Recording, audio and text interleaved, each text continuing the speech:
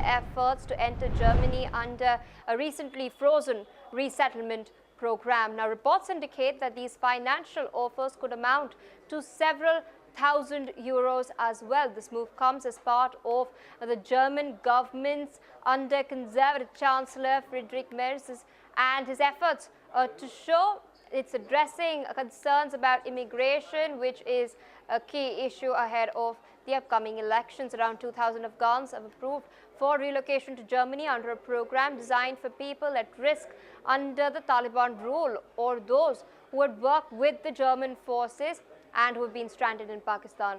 Now, issuing a formal confirmation on this move, German Interior Minister Alexander Dobrindt has explained the reasoning behind the payment offers at a recent press briefing. Listen in. In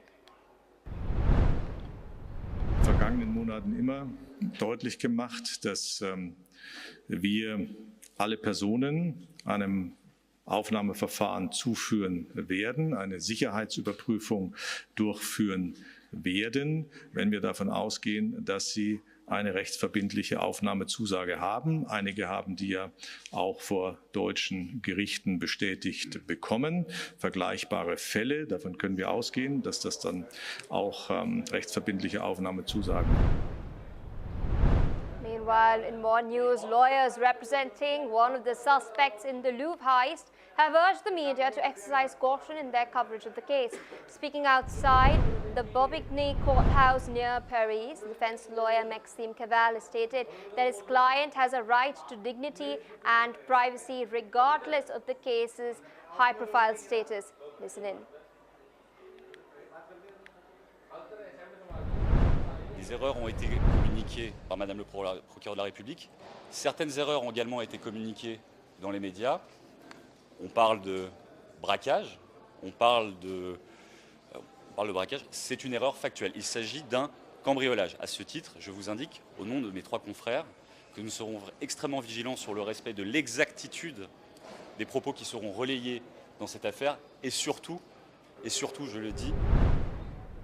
Now, the suspect appeared in court for a separate matter involving criminal damage to police cell and mirror as well during a 2019 detention which is unrelated to the Louvre heist. 4 people are currently under investigation and remain in custody over the October 19th heist when hooded thieves broke into the museum's Apollo Gallery, home to the French crown jewels.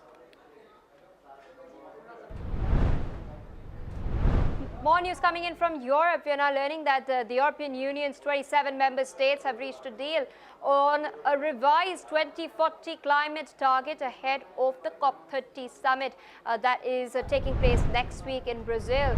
This, of course, aims to balance ambition along with flexibility. Danish Climate Minister Lars Agard has praised the agreement, stating that the bloc has delivered on the European dream, reflecting a commitment to collective climate action.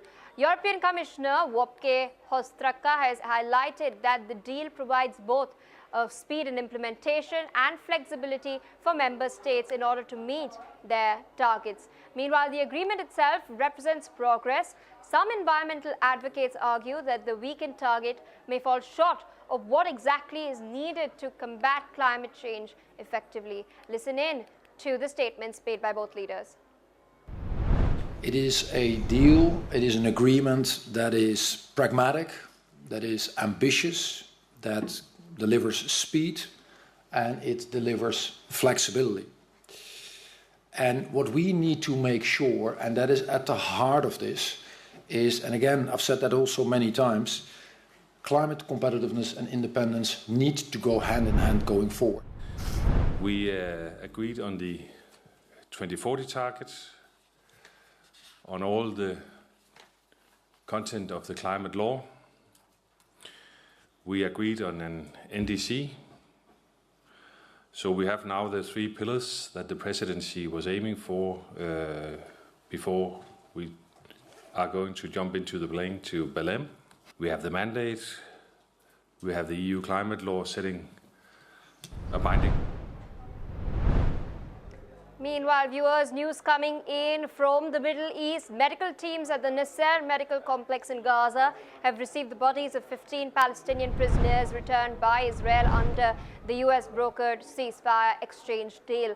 Authorities have stated that the bodies were transferred into the hospital morgue after being handed over at a border crossing. Take a look. لقد وصلنا من الجانب الآخر عبر الهيئة أو لجنة دولية للصليب الأحمر 15 جثمانا من جثمان الشهداء ليصبح العدد 285 جثمان. Now, viewers, this exchange has come 2 days after Hamas returned the body of Israeli-American soldier Itai Chen, who was killed during the October 7th attacks and was held in Gaza ever since. The transfers are part of a broader arrangement under which Israel and Hamas have both been gradually returning remains and hostages as part of efforts to uphold the fragile truce. Meanwhile, viewers, more news coming in. We're now learning that Asian e-commerce giant Shein has expressed its desire to engage in dialogue with French authorities after the government moved to suspend the company's digital platform. Shein spokesperson Quentin Rafat has acknowledged the announcement and emphasized that the company's commitment to customer safety and the integrity of its marketplace are paramount, which hosts third-party sellers. Rafat has in fact added that Shein hopes to resolve the issue through direct discussions with French officials as soon as possible. Now, this comes just hours after Shein celebrated the opening of its first ever physical store in Paris, marking a new milestone for the online retailer. Meanwhile, viewers, we know that protests against Shein continue in Paris. Demonstrators gathered outside the newly opened Shein store, describing Shein's actions as shameful and incompetent, calling for accountability and stricter enforcement regulations. Listen in to what some of the protesters have had to say. Est-ce que les consommateurs en question, vous les avez interrogés, est-ce qu'ils savent qu'un certain nombre de ces vêtements sont faits par des prisonniers politiques? Est-ce qu'ils savent qu'un certain nombre de ces vêtements sont dangereux pour la santé parce qu'ils sont couverts de produits chimiques? Est-ce qu'ils savent que ces vêtements vont tomber en ruine peu de temps, malheureusement, après leur achat? Je veux dire, la course, entre guillemets, effrénée au bas prix pour attirer des consommateurs, c'est un réflexe qui est aussi vieux que le monde. Notre rôle à nous, c'est d'éclairer sur les enjeux sous-jacents et d'une certaine manière, en croyant faire une bonne affaire, on concourt à la destruction d'un monde qui est celui qui nous protège.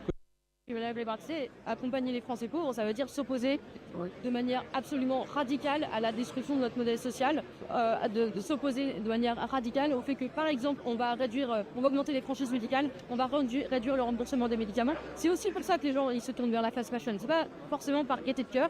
D'ailleurs, il y a beaucoup de Le gouvernement, il a sa responsabilité. S'il ne fait rien, c'est qu'il est coupable. S'il ne fait rien, c'est qu'il est complice. Aujourd'hui, vous avez une entreprise dont on sait qu'elle détruit l'environnement, dont on sait qu'elle utilise des esclaves, dont on sait qu'elle vend aujourd'hui des poupées de jeunes filles sexualisées pour des pédocriminels. Donc elle met en danger nos enfants. Une entreprise qui vend des armes et avec... All right, viewers, with that, it's a wrap on the newsroom. We will continue to track these breaking updates very, very closely. But in the meantime,